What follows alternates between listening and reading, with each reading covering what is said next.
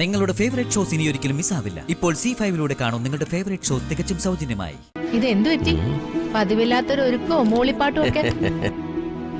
വല്ല രണ്ടാം കെട്ടിനും പോവാണോ? അയ്യോ, ദേ ഒന്നിനെ കൊണ്ട് തന്നെ വയ്യ, ഇനി ഒന്നിനെ കൂടി.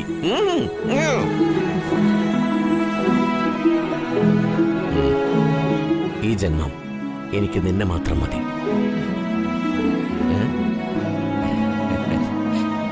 ഇങ്ങനെ നാണമില്ലാത്തൊരു മനുഷ്യൻ. എല്ലാരും വീട്ടിലുണ്ടെന്നുള്ള കാര്യം ഓർമ്മ വേണം. ഓ, അല്ല, എന്താ ഇന്ന് ഇത്ര സന്തോഷം? നമ്മൾ ആഗ്രഹിച്ചിരുന്ന സ്ഥലത്തെ ഉടൻ തന്നെ സ്വന്തമായിട്ടൊരു വീട് പണിയാനുള്ള സാധ്യതകൾ തെളിയുന്നുണ്ട്. പിശുക്കിന്റെ ഭാഷ മാറി ഉത്തരവാദിത്തമുള്ള ഒരു ഗൃഹനാഥന്റെ ഭാഷ കേൾക്കാൻ പറ്റിയല്ലോ. സന്തോഷം. ഇത്രയും നാളും പിശുക്കന്റെ റൂട്ടിൽ പോയതുകൊണ്ടാണടി ഇപ്പൊ സമ്പന്നന്റെ റൂട്ട് തെളിഞ്ഞത്. മനുഷ്യന് അത്യാവശ്യം വേണ്ട പിശുക്കൊക്കെ ആകാന്ന് ഇപ്പോഴേ എനിക്ക് മനസ്സിലായത്. ഇനി അങ്ങോട്ട് പുതിയ ജീവിതം അങ്ങ് തുടങ്ങട്ടെ. അപ്പോൾ ഭർത്താവിന്റെ മുൻശുണ്ടിയും സ്വാർത്ഥതയും പിശുക്കുമൊക്കെ അധികപ്പറ്റല്ലായിരുന്നു എന്ന് നീ മനസ്സിലാക്കാൻ പോകുന്നതേയുള്ളൂ. നിങ്ങൾ ഇനിയും വിഷയത്തിലേക്ക് വന്നില്ല. അടുത്ത കാലത്തൊന്നും നിങ്ങൾക്ക് കമ്പനി ശമ്പളം കൂട്ടി തന്നിട്ടില്ലല്ലോ. പിന്നെ എവിടുന്നാ ഈ വീടുണ്ടാക്കാൻ പണമൊക്കെ? ഏജൻസി പോലെയുള്ള പരിപാടി സൈഡ് ബിസിനസ് ആയിട്ട് ഞാൻ തുടങ്ങിയിട്ടുണ്ട്. അതെന്ത് ബിസിനസ്സാ? അത് പിന്നെ എവിടെ അതിന്റെ ഓഫീസ്? അങ്ങനെ സ്ഥിരമായിട്ടൊരു ഓഫീസൊന്നുമില്ല, ഒരു ഓൺലൈൻ വർക്ക്. ഈ ഫോൺ വിളിച്ച കസ്റ്റമേഴ്സുമായിട്ട് ബന്ധപ്പെടുന്നത് തന്നെ. അവർക്ക് ആവശ്യമുള്ള സേവനമൊക്കെ ഞാൻ കൃത്യമായിട്ട് ചെയ്തു കൊടുക്കുന്നുണ്ട്. എന്റെ സേവനം തൃപ്തികരമായാൽ നല്ല രീതിയിൽ കമ്മീഷൻ കിട്ടും. വാങ്ങിയ സ്ഥലത്തുടനെ പുതിയ വീടിന്റെ തറക്കല്ലിടണം. അതിനായി അച്ഛനോട് കുറച്ച് പണം ചോദിക്കണം. എന്താ പെട്ടെന്ന് നിന്റെ മുഖത്തൊരു മങ്ങല്, വോൾട്ടേജ് പോയ പോലെ? അച്ഛൻ ജോലിയിൽ നിന്ന് റിട്ടയർ ആയിട്ട് വന്നിരിക്കുമല്ലേ, ഈ സമയത്ത് പണം ചോദിക്കുന്നത് ശരിയാണോ?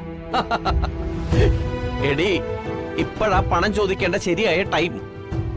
അച്ഛൻ റിട്ടയർഡ് ആയി എന്നുള്ളതേ എനിക്ക് സന്തോഷ വാർത്തയാ. PF-ഉം മറ്റാനുകൂല്യങ്ങളുമായിട്ട് ലക്ഷങ്ങളെ കിട്ടാൻ പോകുന്നത്. ഭാഗ്യക്കുറി അടിച്ചതുപോലെയല്ലേ?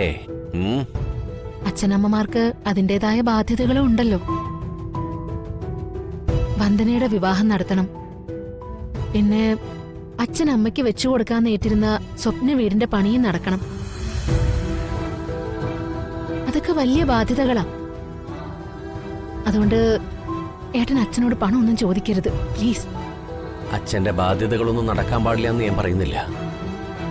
അച്ഛന്റെ ബാധ്യതകൾ തൽക്കാലം മാറ്റിവെക്ക. ആ സ്ഥാനത്ത് എന്റെ ബാധ്യത കയറ്റിവെക്കുന്നു, അത്രയുള്ളൂ.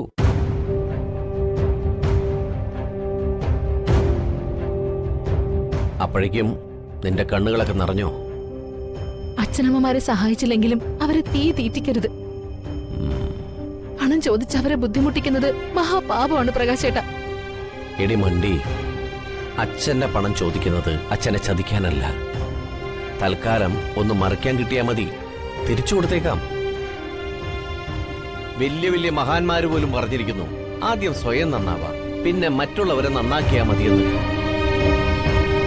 അതുപോലെ ആദ്യം എന്റെ കുടുംബം നന്നാവട്ടെ, അത് കഴിഞ്ഞ് മതി അച്ഛനമ്മമാരുടെ കാര്യം.